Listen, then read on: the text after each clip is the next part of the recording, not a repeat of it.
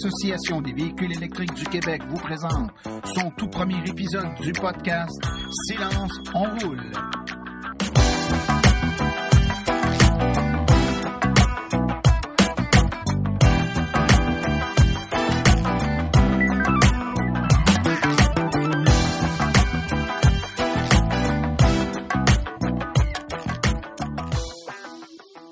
Bonjour tout le monde, bienvenue à ce tout premier podcast de l'Association des véhicules électriques du Québec, l'AVEQ.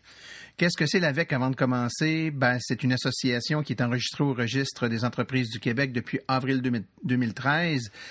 Et nous participons activement à la cause de l'électrification des transports au Québec de différentes façons, évidemment par de l'information, des journées d'information, des essais routiers. On est là pour donner l'information la plus juste, la plus neutre et la plus impartiale possible sur les véhicules électriques et le tournant que prend actuellement le Québec pour, tranquillement pas vite, s'en aller vers des véhicules 100% électriques. La mission de l'AVEQ se résume à donner de l'information neutre et objective aux électromobilistes actuels et futurs, tout en représentant leur intérêt auprès des acteurs du milieu. Ceci étant dit, à tous les mois ou à peu près, on va avoir un podcast qui va donner les informations, les grandes lignes sur ce qui se passe dans le monde de l'auto électrique, que ce soit sur les modèles de véhicules disponibles, les caractéristiques, les programmes gouvernementaux pour aider la transition vers les véhicules électriques. Ça pourra aussi être de l'information sur les bornes de recharge, les réseaux et tout sujet connexe, de près ou de loin, qui touche aux véhicules électriques. Je vous disais tantôt, l'association, c'est un regroupement de membres. En fait, c'est plus de 5500 membres actifs, plus de 1200 bénévoles actuellement. Donc, ça fait de l'association un organisme qui est fortement représentatif de la communauté électromobiliste au Québec. C'est 10 millions de visites à notre site web depuis son inauguration, plus d'1,5 million de visites mensuellement actuellement et plus de 4000 articles dans les actualités. Vous pouvez retrouver notre site web au www.aveq.ca. L'AVEQ se veut aussi un acteur stimulant en matière de politique québécoise en transport électrique avec plusieurs participations des commissions parlementaires. On se veut une référence pour de nombreux médias québécois. Alors, je vous invite fortement à visiter notre site web, à aller chercher des compléments d'information. Il y aura toujours beaucoup de choses que vous pourrez aller chercher là-bas, bien plus qu'on peut vous en donner par les podcasts. Qu'est-ce qu'il va y avoir dans ces podcasts-là? Différentes choses. On va vous donner à chaque mois l'actualité, les grandes lignes, ce qui se passe dans le monde des véhicules électriques. On va également avoir des entrevues. On va rencontrer des gens, des acteurs du milieu, leur permettre de vous expliquer un peu ce qui se passe dans les différentes régions. On sait que l'association a des directeurs régionaux dans toutes les régions du Québec, donc des événements, des moyens de se familiariser avec les véhicules aux quatre coins du Québec. Et bien, on va donner la chance aux acteurs du milieu de se présenter sur le podcast, de nous donner de l'information et de vous permettre d'aller chercher tout ce dont vous avez besoin pour avoir l'information juste en main. On va vous donner beaucoup de nouvelles, de petites brèves, des bribes d'actualité, des références aussi à des sites et à d'autres sources d'informations. Et on va, quand ça sera possible, répondre à vos questions. Donc, on va vous donner une adresse courriel au cours de l'émission à laquelle vous pourrez envoyer des questions et on va tenter de répondre à vos questions dans les podcasts suivants. Donc, j'espère que ça sera pour vous une façon de venir chercher de l'information juste et à propos. Alors, on y va tout de suite avec certaines petites informations générales qui sont en lien avec le monde de l'électromobilité.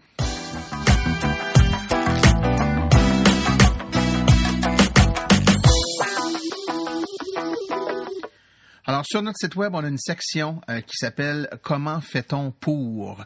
Alors, cette section-là, « Comment fait-on pour » est assez facile à trouver sur notre site web, là, dans la section « Guide » sous « Véhicules électriques ». On a un onglet qui s'appelle « Comment fait-on pour ». Et là-dedans, on vous donne une multitude de petites vidéos ayant pour but de vous faciliter la vie sur les fonctionnalités de vos véhicules. Il y a une sous-section pour par modèle de véhicule. En fait, c'est classé par modèle de véhicule, donc une sous-section pour pour les Soul EV, les Nissan Leaf, les BMW i3, etc., etc. Donc, vous pouvez aller chercher des informations là-dedans. Entre autres, on en a ajouté dernièrement pour la Kia Soul EV, comment ajouter les bornes circuit électrique dans votre banque de bornes là, dans le GPS, ou encore comment ajuster l'heure. On sait que parfois, ces fonctionnalités-là sont parfois difficiles à utiliser parce que c'est des menus puis des sous-menus là, dans les systèmes de navigation de la voiture. C'est pas facile à trouver. Alors, ces petites vidéos-là se veulent une façon pour vous simplifier la vie. Vous pouvez même les regarder sur votre téléphone intelligent. Vous vous asseyez dans le véhicule, vous regardez la vidéo, puis vous reproduisez les étapes qui sont faites là. Ça devrait vous donner un bon coup de main. On en a aussi ajouté dernièrement pour la BMW i3, donc comment se charger à une borne de recharge rapide et plein d'autres informations. Donc, je vous invite à visiter cette section-là. C'est fort intéressant. Puis si vous avez des suggestions de petites vidéos qui vous aideraient, gênez-vous pas pour nous les mentionner aussi. On va essayer de vous de répondre là, autant que possible quand c'est faisable, bien entendu. Au Salon de l'Auto de Détroit, Audi a dévoilé des nouveaux modèles de véhicules utilitaires sport rechargeables. Donc, le premier véhicule tout électrique d'Audi devrait arriver sur le marché en 2018, puis ça va être le premier d'une série de véhicules offerts par le groupe Volkswagen. Mais avant de se lancer dans le tout électrique, la compagnie a lancé son deuxième véhicule rechargeable après l'Audi A3 e-tron, le VUS nommé le Q8.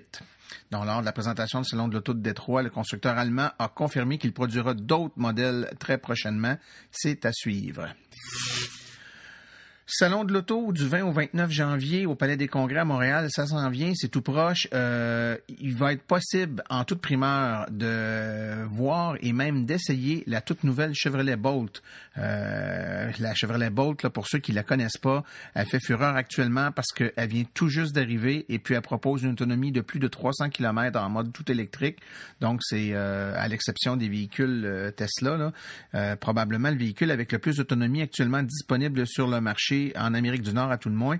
Donc, si vous voulez faire partie des premiers à essayer, vous allez pouvoir vous présenter au hall Vigie du Palais des Congrès de Montréal durant le Salon international de l'Auto de Montréal et il vous sera possible d'essayer ce véhicule-là, mais bien entendu, d'autres véhicules seront aussi disponibles là, sur place, d'autres modèles de véhicules électriques pour des essais. D'autres petites nouvelles pour les amateurs d'informations sur les véhicules électriques. On nous a souvent demandé comment on pouvait faire pour essayer des véhicules. Bien entendu, la façon la plus simple, c'est de se présenter chez un concessionnaire automobile.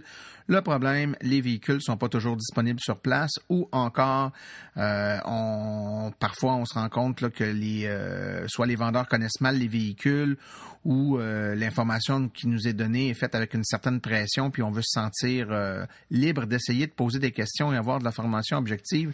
Ce que je vous propose en ce moment-là, il n'y a rien de plus simple. L'Association des véhicules électriques vous propose un système de jumelage avec des membres de l'association qui vont vous faire essayer gratuitement leur véhicule. Alors, comment on fait pour faire ça? Là, c'est très simple. Sur notre site web, dans l'onglet principal, on a un bouton qui s'appelle « Essai routier ». Et lorsque vous allez là-dedans, vous avez toute l'information sur comment faire. C'est assez simple. Vous choisissez le modèle de véhicule qui vous intéresse. Et puis, vous allez avoir une carte interactive qui va s'ouvrir avec les références, là, des coordonnées de membres dans votre région qui ont le véhicule que vous voulez essayer et qui se rendront disponibles suite à une communication avec eux pour un petit rendez-vous puis vous permettre d'essayer le véhicule. L'avantage, aucune pression. Ces gens-là ne vous vendent rien. Ils n'essaieront pas de vous vendre leur véhicule. De toute façon, ils n'en vendent pas. Ils vont pouvoir vous en parler en tant qu'utilisateur du véhicule sur une base quotidienne. Les avantages, les inconvénients, les points forts, les points faibles. Donc, comme ça, vous aurez une information neutre, juste. Puis la beauté de la chose, c'est que si vous n'êtes pas satisfait ou encore que vous voulez en essayer plusieurs, vous retournez sur le site, vous recommencez le processus, vous choisissez un nouveau véhicule, vous l'essayez et puis comme ça, vous pouvez vous faire une idée. C'est très intéressant, c'est gratuit, il faut pas s'en priver. Puis la meilleure façon de voir si ce véhicule-là convient à vos besoins, c'est de l'essayer. C'est pas juste en lisant des statistiques sur Internet, c'est en essayant le véhicule. Cette portion-là de notre site web sert justement à faire les matchs là, entre les gens qui veulent essayer et les gens qui ont des véhicules à faire essayer. Donc, je vous conseille fortement de vous laisser aller et de faire quelques essais routiers. Une autre information intéressante à vous donner, c'est le fait que on a maintenant de l'information sur la Chrysler Pacifica hybride qui va sortir prochainement. On sait que Chrysler Pacifica va sortir le modèle de véhicule en 3 motorisations, là, soit motorisation essence conventionnelle, en modèle hybride et en mode électrique. Eh bien, on se rend compte que les caractéristiques, donc l'autonomie mesurée du véhicule lors des tests est pas mal mieux que ce qu'on avait pensé. Et on a remarqué également que les caractéristiques antipolluantes du modèle hybride est encore mieux que celles annoncées dans les spécifications techniques du manufacturier. On est plutôt habitué là à des spécifications techniques qui sont très généreuses, voire même pour certains impossibles à atteindre pour monsieur tout le monde dans la vie de tous les jours. La Pacifica semble avoir des résultats pas mal intéressants, même mieux que ce qui est donné dans les caractéristiques là, du moins annoncées à venir jusqu'à date. Donc, c'est très intéressant pour les gens qui veulent avoir une petite fourgonnette, là. Donc, souvent, on dit que dans les véhicules électriques, les véhicules sont petits, là, c'est des petites voitures bien souvent. Les premières camionnettes commencent à sortir et puis ce modèle-là là, de Chrysler est très attendu par plusieurs personnes qui veulent avoir un véhicule familial un petit peu plus gros puis qui devrait être un petit peu plus logeable. Donc, c'est très intéressant. Maintenant, dans un autre ordre d'idées, il y a plusieurs entreprises qui, tranquillement, pas vite, prennent le virage électrique. Bien entendu, la plus connue est probablement Théo Taxi, qui est une flotte de taxis 100% électriques à Montréal. Ils sont connus, il y a eu beaucoup de publicité, de battage médiatique, puis les gens de la région de Montréal ont vu passer à plusieurs reprises ces petits véhicules blancs et verts qui sillonnent la ville là, de façon silencieuse, devrais-je dire. Mais il y a de plus en plus de flottes de véhicules pour d'autres contextes d'utilisation qui prennent le tournant du véhicule électrique. On peut mentionner, sans se tromper, Saint-Hubert qui, pour certains restaurants dans certaines régions, ont des flottes de livraison partiellement ou totalement électriques. Mais on a de plus en plus de petites entreprises qui font le tournant. On parle, entre autres, dernièrement dans la région de l'Estrie, la compagnie Laser Pro, Tardif Diesel, les restaurants Thai Zone. Il y a plusieurs entreprises comme ça qui font le tournant, donc qui s'achètent des véhicules électriques pour leur flotte commerciale. On a également des pharmacies. On sait que les pharmacies dans certaines régions font de la livraison là, à domicile, entre autres pour les personnes âgées ou les personnes qui peuvent pas s'absenter là, de la maison ou du travail pour aller chercher leur prescription. Souvent c'est des déplacements qui sont dans la même ville puis tout ça, donc une flotte de véhicules électriques est l'idéal. On a des déplacements pour livrer, on revient à la pharmacie, on branche le véhicule, puis quand on le reprend un peu plus tard dans la journée, il est chargé, puis il n'y a pas de problème avec ça. Donc, on en voit de plus en plus. C'est à suivre. Je vous invite à garder l'œil ouvert. Intéressant pour les gens qui veulent s'acheter un véhicule électrique mais qui ne sont pas prêts à aller dans un véhicule neuf tout de suite. Il y a des entreprises et des magasins spécialisés en revente de véhicules électriques, entre autres notre partenaire de l'AVEC, JN Auto. L'entreprise de Richemont en Estrie, qui a plus de 30 véhicules rechargeables presque neufs actuellement en vente disponibles à des prix assez bas, là, dans certains cas, à partir de 44 $ par semaine. C'est des ventes clés en main. C'est très intéressant. Les promotions offertes actuellement là, incluent une borne de recharge pour la maison gratuite. 300 $ de rabais sur les prix affichés, qui est déjà très compétitif. Évidemment, pour les gens qui vont acheter le véhicule, on fournit même une carte de membre de notre association pour 1 an.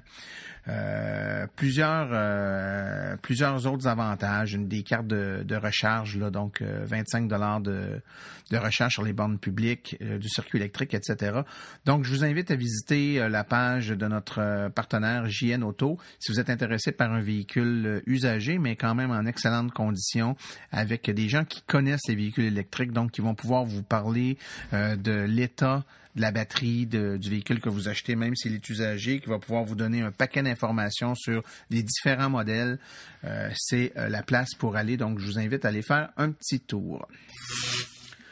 Maintenant, encore une fois, dans un autre ordre d'idée, beaucoup de pression faite par les électromobilistes et puis l'association joue entre autres ce rôle-là, c'est-à-dire qu'il y a des endroits clés dans lesquels il est intéressant d'avoir des bornes de recharge pour les véhicules électriques, surtout les endroits où on a à se déplacer, là, on a à faire un peu de chemin, puis une fois rendu là-bas, on est là pour un bon bout de temps. C'est tout particulièrement vrai dans le cas des stations de ski.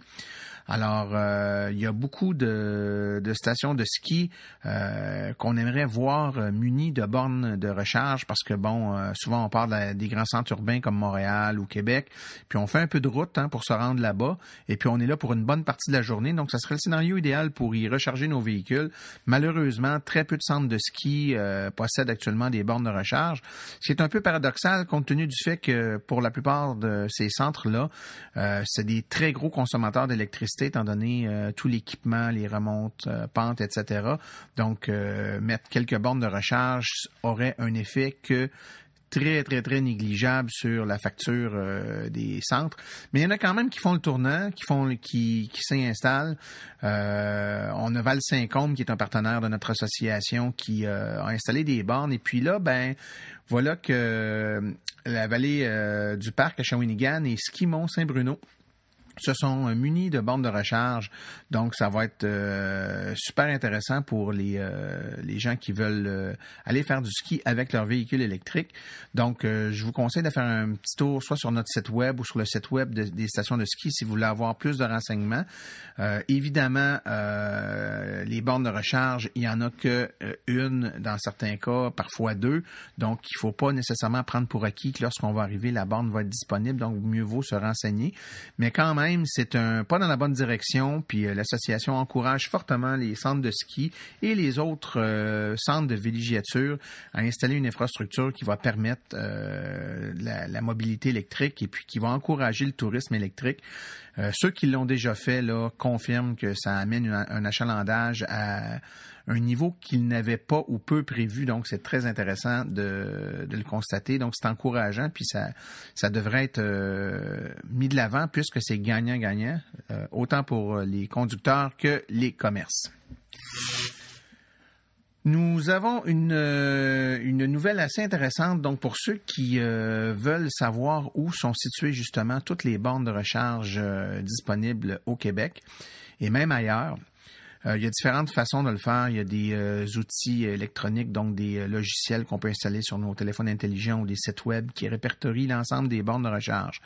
Par contre, il arrive qu'on est dans notre véhicule, qu'on n'ait pas accès à l'Internet, donc si on n'a pas de forfait data sur notre cellulaire, il y a des alternatives intéressantes qui existent, entre autres le répertoire des bornes de recharge créé par Denis Perron, qui est un des membres de notre association.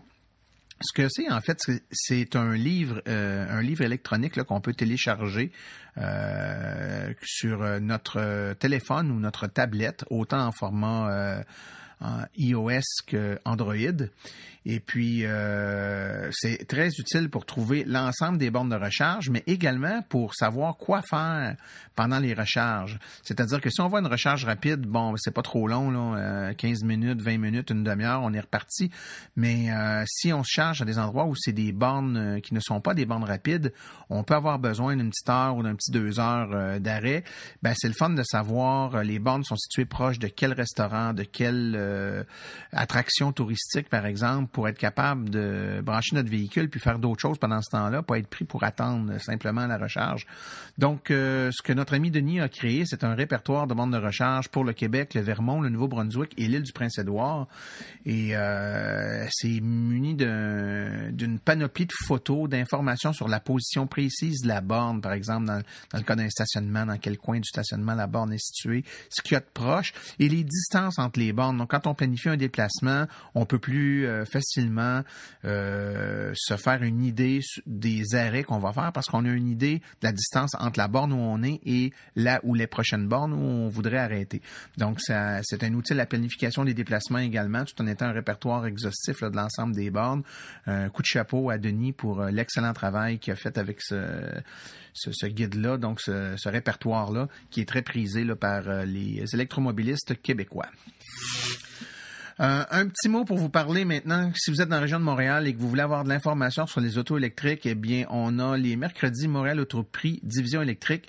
Si vous ne le savez pas déjà, je pense que Montréal Autoprix est assez connu. Là, c'est un revendeur de véhicules usagés. Par contre, dans le cas de Montréal Autoprix Division électrique, qui est une succursale située au 5600 Métropolitain Est à Saint-Léonard. Ben là, dans ce centre-là, ce n'est que des véhicules tout électriques rechargeables ou hybrides. Donc, c'est très intéressant, un peu comme notre partenaire JN Auto de tout à l'heure. Ce qu'il y a de particulier, c'est que les mercredis soirs, il y a des séances d'information. Donc, vous pouvez venir partager votre passion en bonne compagnie. C'est de 18h à 21h.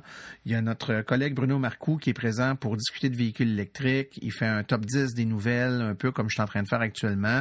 Il y a une présentation qui permet d'expliquer la base des véhicules électriques, une présentation sur les nouveautés. Beignes et cafés sont servis. On peut faire des essais routiers. En fait, c'est très complet. Il y a même souvent des prix de présence qui sont remis sur place. Donc, je vous invite à aller faire un tour là. C'est une initiative qui est intéressante et c'est à tous les mercredis soirs. C'est prolongé jusqu'au mois de mai. C'est ouvert à tout le monde. Il n'y a pas de réservation à faire. On se présente sur place. Il y a des gens qualifiés pour répondre à toutes vos questions.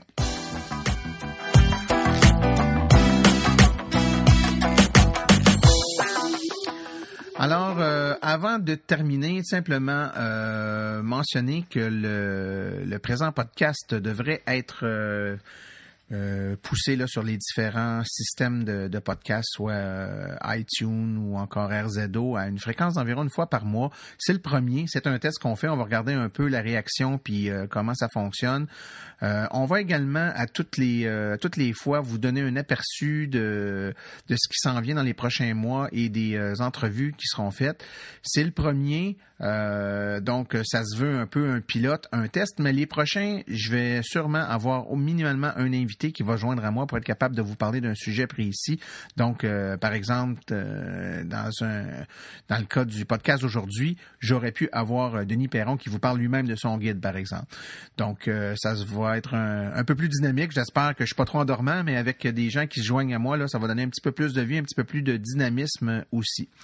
Donc, je vous invite, si vous avez des questions par rapport aux véhicules électriques ou encore des sujets que vous voulez voir traités dans le présent podcast, vous pouvez m'écrire à martin@aveq.ca, martin@aveq.ca. Vous me mentionnez là, votre question ou encore le sujet que vous voulez voir abordé dans le podcast. Évidemment, le podcast va avoir une durée approximative de 30 minutes tous les mois. Donc, je pourrais pas traiter tous les sujets et répondre à toutes les questions. Là, s'il y en a beaucoup qui arrivent dans le même mois, on devra faire une sélection et repousser des informations pour le mois suivant. Je m'en voudrais de vous quitter en disant, si certains de nos membres sont à l'écoute, vous avez sûrement reçu par courriel un petit sondage qui vous demande de voter pour la ville de notre prochaine Assemblée générale annuelle. Je vous incite fortement à répondre au petit sondage. Ça va nous aider à organiser l'AGA et faire en sorte là, qu'on puisse répondre à la volonté de la majorité de nos membres. Sur ce, je vous remercie beaucoup tout le monde. Merci d'avoir été présent. Merci de m'avoir écouté. Merci de m'envoyer vos commentaires. Vous pouvez nous rejoindre en tout temps au www.aveq.ca et dans l'espoir que tout le monde puisse dire bientôt, moi aussi, je roule vert.